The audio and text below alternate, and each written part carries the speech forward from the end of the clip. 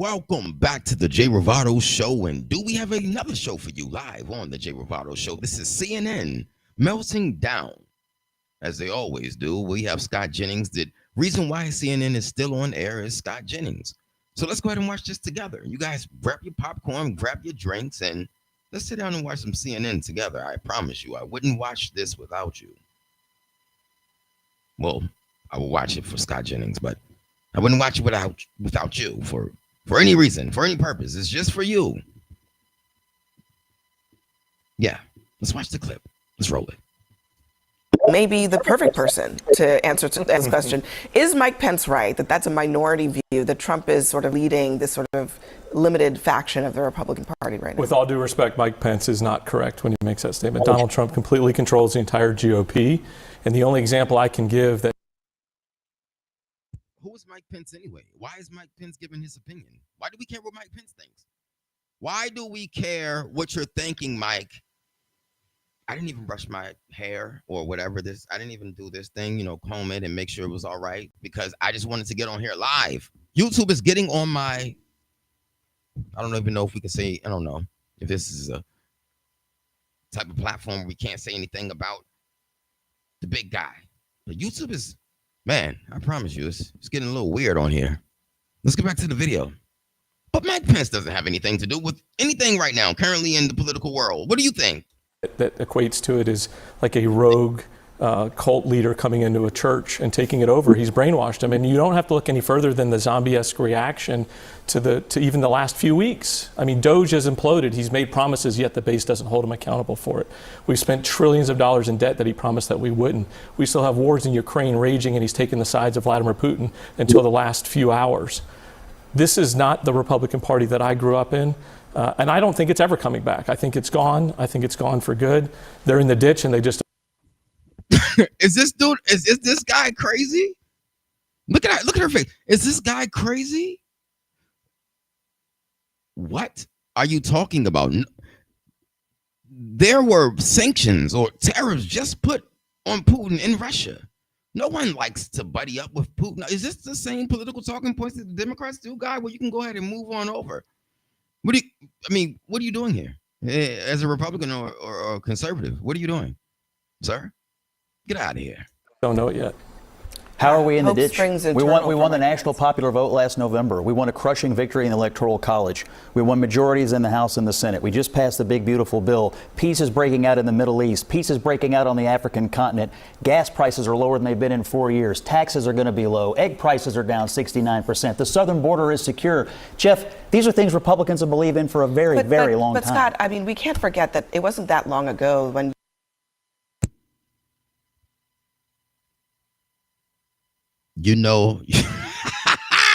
Woo! He wasn't ready for Scott. I think Scott just silenced this guy unintentionally. I think he just brought up extreme facts. And with those facts, this guy was humbled and silenced. Can we watch this one more time, please? One more time. Scott brings the heat. Coming back. I think it's gone. I think it's gone for good. They're in the ditch and they just don't know it yet. How are we in the ditch? We won the national Pence. popular vote last November. We won a crushing victory in the Electoral College. We won majorities in the House and the Senate. We just passed the big, beautiful bill. Peace is breaking out in the Middle East. Peace is breaking out on the African continent. Gas prices are lower than they've been in 4 years. Taxes are going to be low. Egg prices are down 69%. The southern border is secure. Jeff, these are things Republicans have believed in for a very long time. But Scott, I mean, we can't forget that it wasn't that long ago when you were probably closer to the Mike Pence view of this. That you were not necessarily a Trump supporter until fairly recently. I voted for him 3 times. Making news here at this table because what I'm pointing to is that your evolution is mirroring something that's happened in the Republican Party in general. January 2024, 40%. I'm going to tell you guys right now, if you're a black male, you understand what I'm about to say. And if you date whatever. But as a African-American person or American black person, Caribbean black, as I can tell you right now that black women they will bring up the past. It is 2026 almost. It's almost 2026. Okay. We're in 2025 heavily. We're deep in 2025. It's almost Halloween, Thanksgiving, then Christmas, then New Year. Scott Jennings has voted for Trump 3 times. Tres. Three amigos. Huh? ICE is on the way. ICE is coming. So what she likes to do is remind everyone that Scott used to have talking points against Donald Trump. Man, I can understand that. In the beginning in 2016, I didn't know who he was as a political figure. I just knew who he was as Donald Trump from The Apprentice and everything else. I've heard the dibbles and dabbles of him running for president, so on and so forth, but I never really thought that he would be this influential and this great of a politician. Of GOP leading voters ID'd as MAGA supporters. March 2025, that number is now 71%. So I'm actually not so sure that anything about Trump has changed in the interim. It's really more that people like you have gone from being more aligned with a Mike Pence to being more aligned with Donald Trump. And explain that to us. It's a good and valid question, but I don't see much disalignment.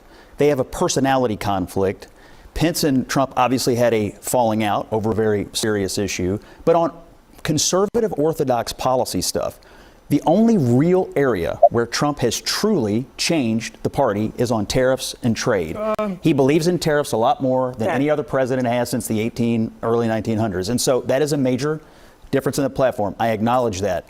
But on taxes, on the border, on pro-life, on having a strong military, and even now getting NATO strengthened with the 5%, helping Israel defeat Iran, he's not an isolationist. He is on many ways the same as every other Republican president of my lifetime and of your lifetime. There are some differences, but it's not as vast, I think, as you want it to be. Donald Trump does not remind me of Ronald Reagan. And the Scott Jennings, who was a Republican growing up, working for Mitch McConnell, George Bush, and others, very respectable Republicans, would probably not even shake hands with the Scott Jennings that's sitting here today. Well, I shook hands with Mitch McConnell this week, so A. B, Mitch McConnell and Donald Trump worked together to change the Supreme Court and give us a 6-3 majority to pass the tax cuts in 2017. Again, personal differences are different.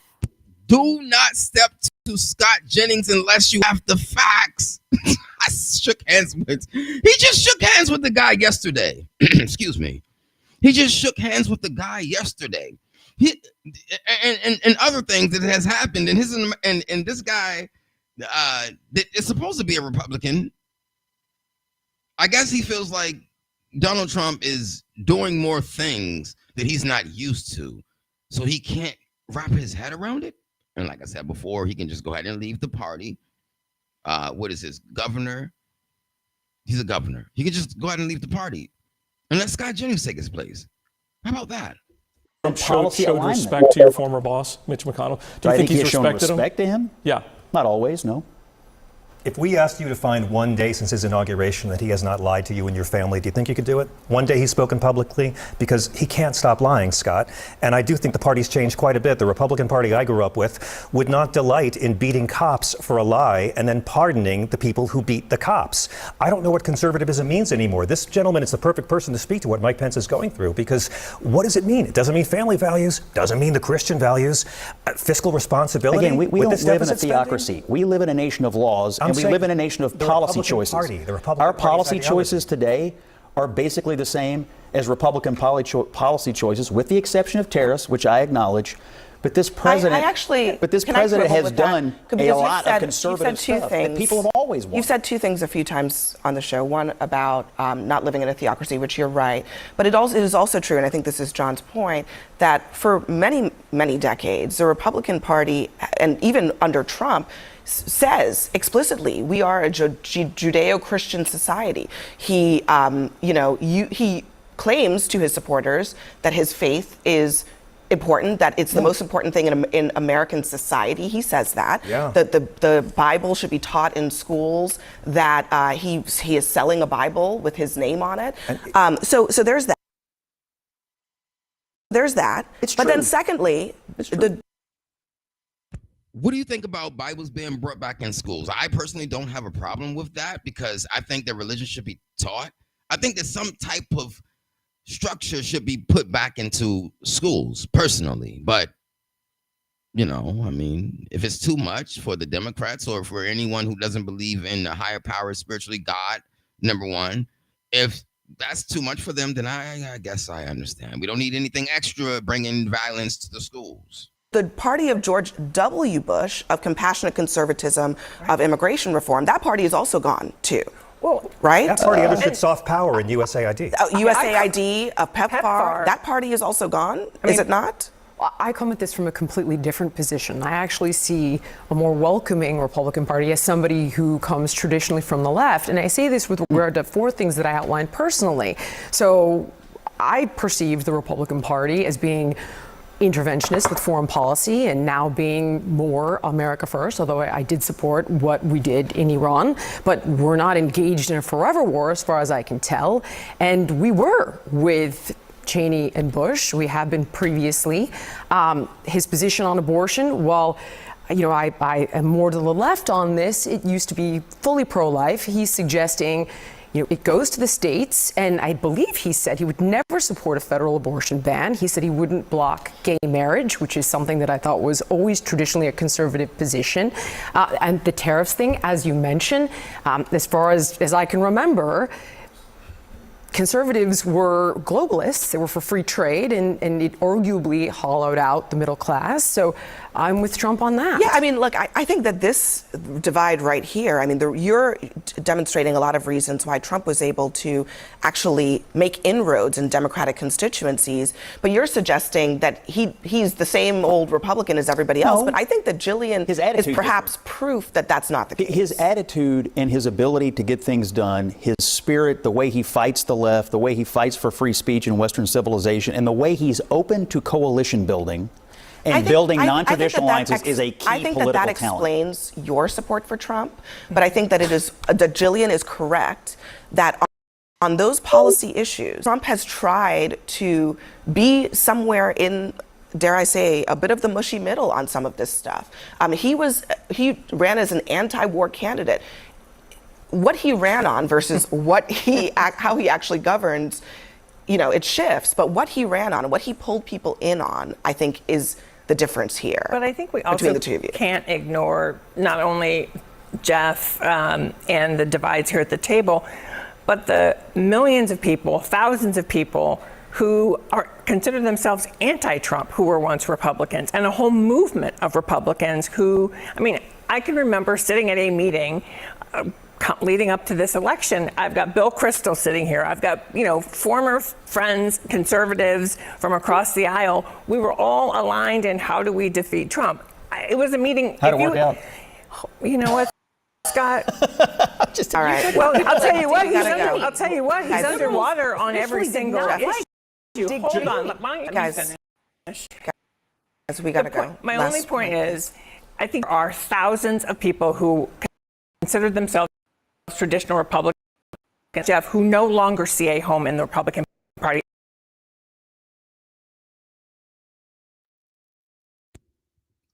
All right. We would roll right on to Bill Maher if you guys would like.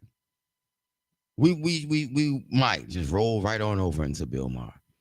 But right now, I want to talk about what we just watched and how that was pretty much Jeff. This was an onslaught of just punches towards the Republican Party from a governor that's a Republican.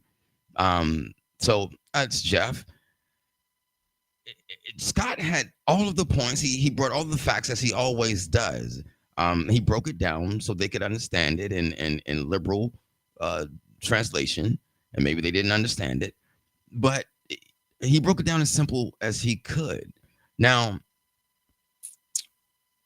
CNN, of course, they always have meltdowns over the Republican Party, over Donald Trump particularly, and maybe just me, but they're always going to have a problem with anything and everything that Donald J. Trump does, because they're more focused on Donald J. Trump than they're focused on their voters, and that's how the Democrats are going to lose every single time. My name is Jay Bravado. This has been the Jay Bravado Show. And until next time, be strong, stay sharp, stay aware. And as always, I love you. And you know I do.